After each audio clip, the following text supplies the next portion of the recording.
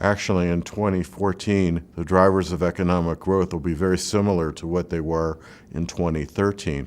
If we go back a year, at the beginning of 2013, we saw a really horrible economy. It was affected by tax increases.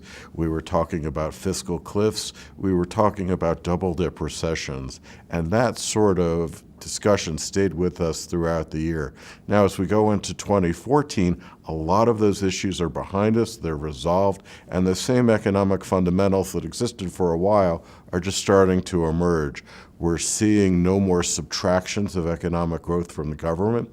Federal budget deficit in the U.S. is doing well.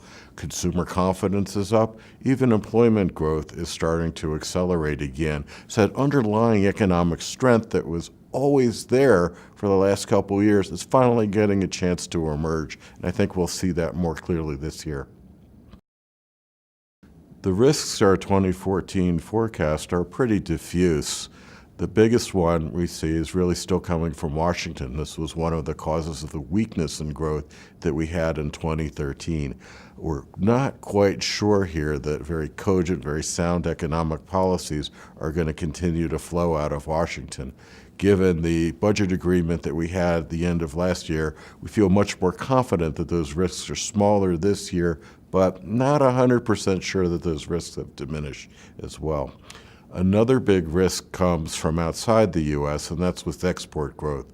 We assume a good chunk of the acceleration in 2014 is going to come from improved exports in the U.S., and of course that assumption is dependent on faster economic growth in Europe, in Japan, in Mexico, in China as well. We have part of our IHS forecast that acceleration in growth, but of course with any forecast, there's an element of risk around those macroeconomic factors.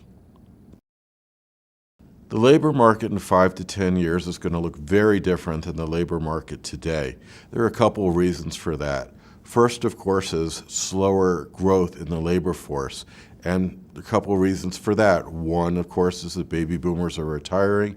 Another reason is that women are not coming into the labor force in the numbers that we've been seeing over the past couple decades.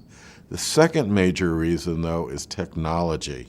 A lot of firms are working hard, really, to harness technologies to improve their business process performance.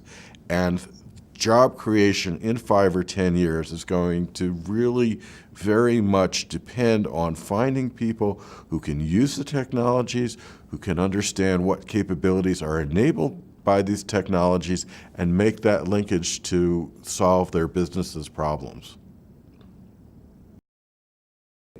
One of the puzzling things about the U.S. economy has been the role of capital equipment investment. That is, the growth in investment following the recession in 2007 to 2009 has been much weaker than in past recessions. I think a reason for this, of course, is that firms are fairly risk-averse and have just been investing to cut costs. They're taking the low-hanging fruit here and making the technology investments that simply will streamline business processes. It's a relatively risk-free type of investment.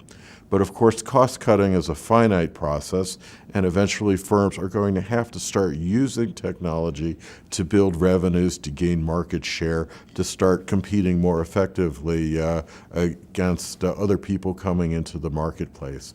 And I think now firms are going to have to start understanding the full capabilities of the technology in order to capture the revenue growth and exploit new markets.